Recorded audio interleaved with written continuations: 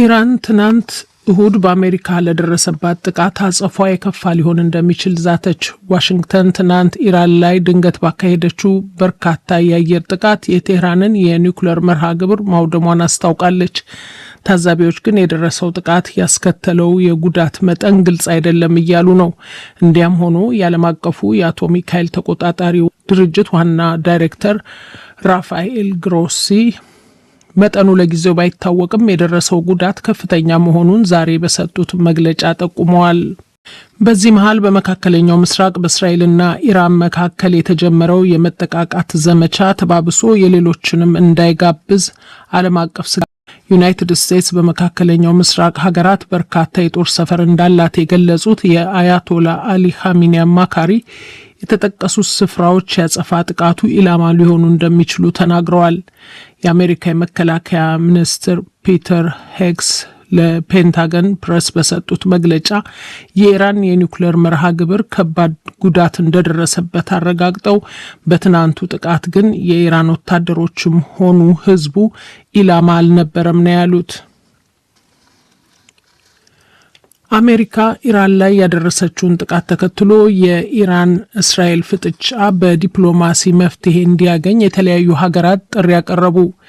ኢራንና እስራኤል አንዳቸው ሌላቸው ላይ ጥቃት መፈጸማቸው ሳያባራ ዋሽንግተን ተደራቢ ጥቃት ቴህራን ላይ ማድረሷ ግጭቱ ሌሎች ተሳታፊዎችንም እንዳይጋብዝ ስጋት አለ።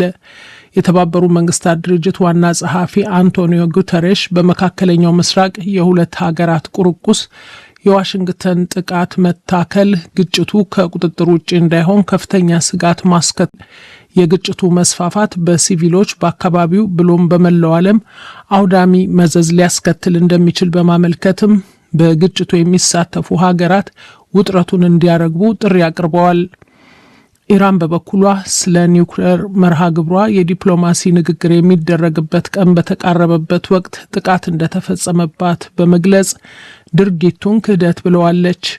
የኢራን የውጭ ጉዳይ ሚኒስቴር ቃል አቀባይ ኢስማኤል ባቃይ የሰሜን አትላንቲክ የጦር ቃል ኪዳን ኔቶ ኢራን የኒውክሌር ቦምብ እንዲኖራት ሊፈቀድላት አይገባም ብሏል።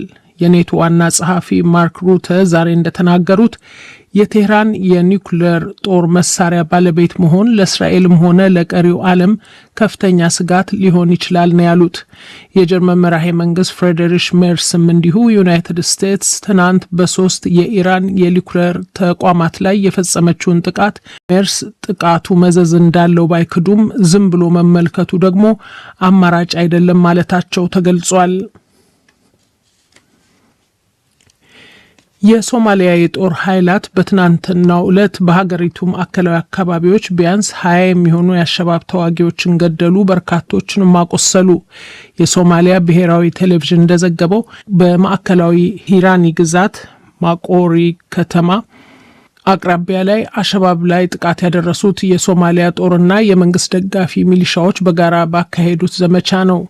ከተጠቀሰው አካባቢ የአሸባብን ርዝራዥ ለማጥፋትም የታጣቂ ኃይሎቹ የጋራ ዘመቻ መቀጠሉ ተገልጿል። ይህ ከመነገሩ አስቀድሞ አሸባብ በበኩሉ በተመሳሳይ ግዛት በአንድ መንደር 31 የመንግስት ወታደሮችን ገድሎ ሌሎች 20ዎችን ማቁሰሉን ገልጾ ነበር። በማዕከላዊ ሶማሊያ ሂራኒ ግዛት ከተሞችና መንደሮችን ለመቆጣጠር ለረዥም ጊዜያት በመዋጋት ላይ ናቸው። ዩጋንዳ ደቡብ ሶማሊያ ውስጥ ከአሸባብ ጋር በተደረገው ውጊያ 7 ወታደሮቿ መሞታቸውን አስታውቃለች። የዩጋንዳ መንግስት ወታደሮች የተገደሉት ሶማሊያ ከአፍሪካ ሀገራት ጋር በመተባበር በምታካሄደው ዘመቻ ዝምተኛው ማዕበል በተሰኘው የጋራ የማጥቃት እርምጃ ነው። ወታደሮቹ የሞቱት ለ3 ቀናት በዘለቀ ጠንካራ ውጊያ መሆኑ ተገልጿል።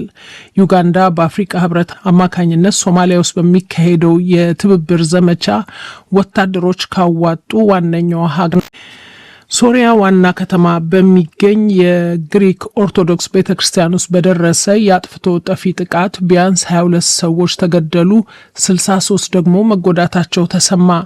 የተፈጸመው ትናንት ከደማስቆ ከተማ ወጣ ብሎ በሚገኝ ስፍራ ባለ ማር ኤልያስ ቤተክርስቲያን ውስጥ ነው። ጥቃት አድራሹ በምዕመናን በተሞላው ቤተክርስቲያን ውስጥ ገብቶ ተኩስ በመክፈት የቦምብ ቀበቶ የሶሪያ የጤና ሚኒስቴር የሟቾችና የተጎጂዎችን መረጃ ይፋ ማድረጉ ነው የተገለጸው።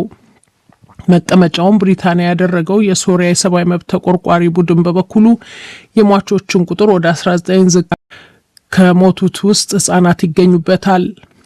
ከአመታት ትርምስ በኋላ በተረጋጋችው ሶሪያ ቤተክርስቲያን ውስጥ ጥቃት ሲፈጸም ለጥቃቱ ኃላፊነት የወሰደ አካል የለም። የሶሪያ የሀገር ውስጥ ሚኒስትር ኑረዲን አልባባ በሰጡት ጋዜጣዊ መግለጫ ግን የመጀመሪያ ደረጃ የምርመራ ውጤት ራሱን እስላማዊ መንግስት ወደሚለው ጽንፈኛ ቡድን እንደሚያመለክት መናገራቸው።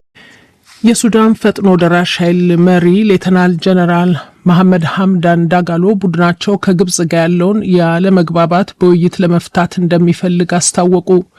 ዳጋሎ ቀደም ብለው ካይሮን የሱዳንን የጦር ኃይል ትደግፋለች በሚል ከሰው ነበር።